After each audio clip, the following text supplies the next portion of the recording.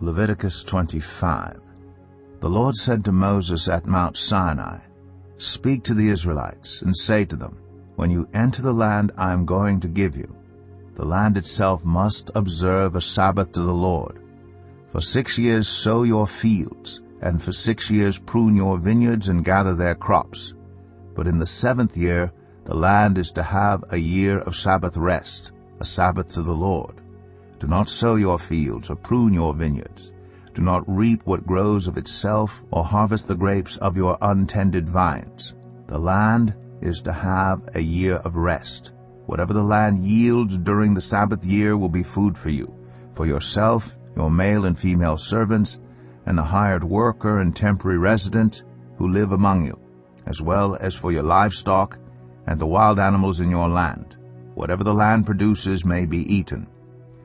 Count off 7 Sabbath years, 7 times 7 years, so that the 7 Sabbath years amount to a period of 49 years. Then have the trumpets sounded everywhere on the 10th day of the 7th month. On the Day of Atonement, sound the trumpet throughout your land. Consecrate the 50th year, and proclaim liberty throughout the land to all its inhabitants. It shall be a jubilee for you. Each of you is to return to your family property and to your own clan. The 50th year shall be a jubilee for you. Do not sow, and do not reap what grows of itself, or harvest the untended vines. For it is a jubilee, and is to be holy for you. Eat only what is taken directly from the fields. In this year of jubilee everyone is to return to their own property. If you sell land to any of your own people or buy land from them, do not take advantage of each other. You are to buy from your own people on the basis of the number of years since the Jubilee, and they are to sell to you on the basis of the number of years left for harvesting crops. When the years are many, you are to increase the price, and when the years are few, you are to decrease the price, because what is really being sold to you is the number of crops. Do not take advantage of each other, but fear your God. I am the Lord your God. Follow my decrees, and be careful to obey my laws, and you will live safely in the land. Then the land will yield its fruit, and you will eat your fill and live there in safety. You may ask, what will we eat in the 7th year if we do not plant or harvest our crops? I will send you such a blessing in the 6th year that the land will yield enough for 3 years. While you plant during the 8th year, you will eat from the old crop and will continue to eat from it until the harvest of the 9th year comes in. The land must not be sold permanently, because the land is mine, and you reside in my land as foreigners and strangers. Throughout the land that you hold as a possession, you must provide for the redemption of the land. If one of your fellow Israelites becomes poor and sells some of their property, their nearest relative is to come and redeem what they have sold.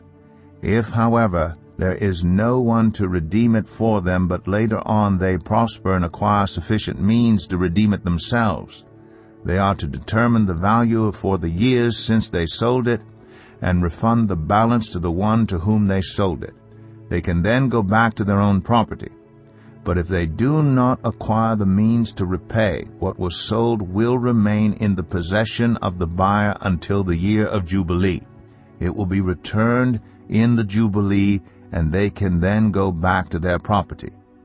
Anyone who sells a house in a walled city retains the right of redemption a full year after its sale.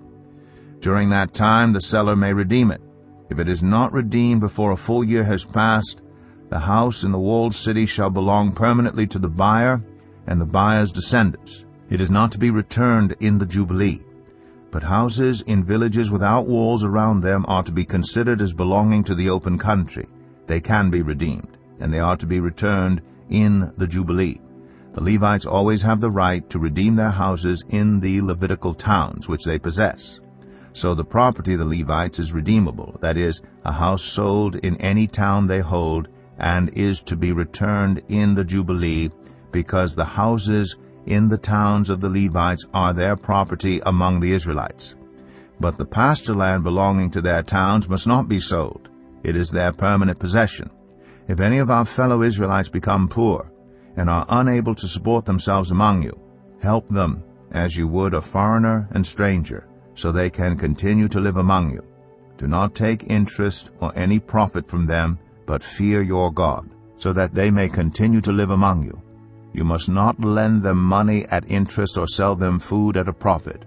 I am the Lord your God, who brought you out of Egypt to give you the land of Canaan and to be your God. If any of your fellow Israelites become poor and sell themselves to you, do not make them work as slaves. They are to be treated as hired workers or temporary residents among you. They are to work for you until the year of Jubilee. Then they and their children are to be released, and they will go back to their own clans and to the property of their ancestors, because the Israelites are my servants, whom I brought out of Egypt. They must not be sold as slaves. Do not rule over them ruthlessly, but fear your God. Your male and female slaves are to come from the nations around you. From them you may buy slaves. You may also buy some of the temporary residents living among you and members of their clans born in your country, and they will become your property. You can bequeath them to your children as inherited property and can make them slaves for life, but you must not rule over your fellow Israelites ruthlessly. If a foreigner residing among you becomes rich and any of your fellow Israelites become poor and sell themselves to the foreigner or to a member of the foreigner's clan, they retain the right of redemption after they have sold themselves. One of their relatives may redeem them. An uncle or a cousin or any blood relative in their clan may redeem them. Or if they prosper, they may redeem themselves. They and their buyer are to count the time from the year they sold themselves up to the year of Jubilee. The price for their release is to be based on the rate paid to a hired worker for that number of years. If many years remain, they must pay for their redemption a larger share of the price paid for them. If only a few years remain until the year of Jubilee, they are to compute that and pay for their redemption accordingly. They are to be treated as hired workers from year to year. You must see to it that those to whom they owe service do not rule over them ruthlessly. Even if someone is not redeemed in any of these ways, they and their children are to be released in the year of Jubilee. For the Israelites belong to me as servants. They are my servants, whom I brought out of Egypt. I am the Lord your God.